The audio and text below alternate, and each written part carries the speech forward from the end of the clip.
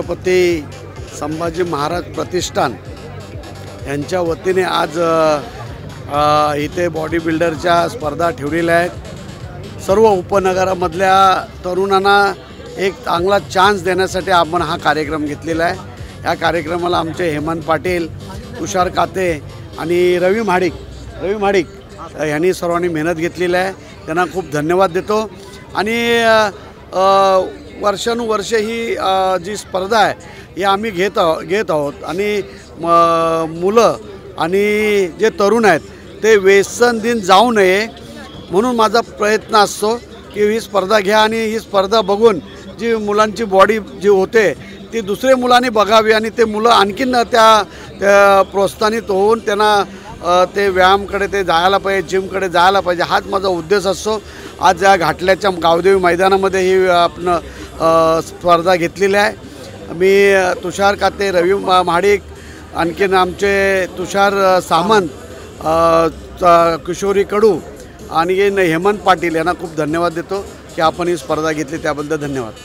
त्याचं उद्घाटन करण्यासाठी आमचे गृहमंत्री योगेशजी कदम इथे आले, त्यांना मी खूप खूप धन्यवाद देतो। त्यांनी थोड्याच वेळात इथे येऊन आपलं स्टार्ट जे करायचं उद्घाटन करायचं होतं त्यांच्या हस्ते उद्घाटन झालेलं आहे आणि आता ही स्पर्धा चालू झालेली आहे। मी सर्व स्पर्धकांना सर्वांना शुभेच्छा देतो की आपण या स्पर्धेमध्ये जे भाग घेतले त्यांना सर्वांना शुभेच्छा। प्रथम या विभागाचे आमदार तुकारामजी काते आणि या स्पर्धेचे आयोजक तुषारजी काते दोघांचेही मनापासून अभिनंदन करतो। शरीर सौष्ठव ही स्पर्धा अतिशय गरीब कुटुंबातून येणाऱ्या स्पर्धकांची ही स्पर्धा असते।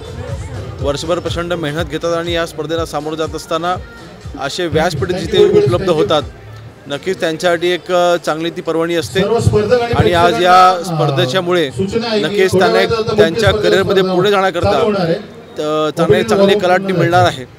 पुन्हा एकदा शिवसैनिक असतील, शिवसेनेचे सर्व पदाधिकारी असतील, तुकाराम तुषारजी यांचं मनपूर्वक अभिनंदन करतो।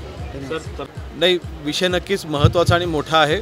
आज मुंबईसारख्या शहरामध्ये ड्रग्सचं सेवन देखील हे वाढत चाललं आहे आणि परंतु स्वतःच्या शरीराकडे आपण नक्कीच लक्ष दिलं पाहिजे।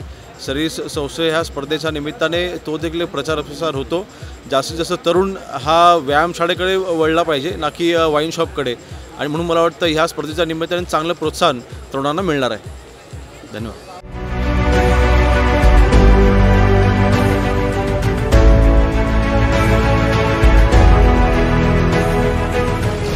CEN न्यूज, देश प्रदेश की ताजा तरीन खबरों के लिए CEN न्यूज को सब्सक्राइब करें और रहें पल पल की खबर से हर पल बाखबर।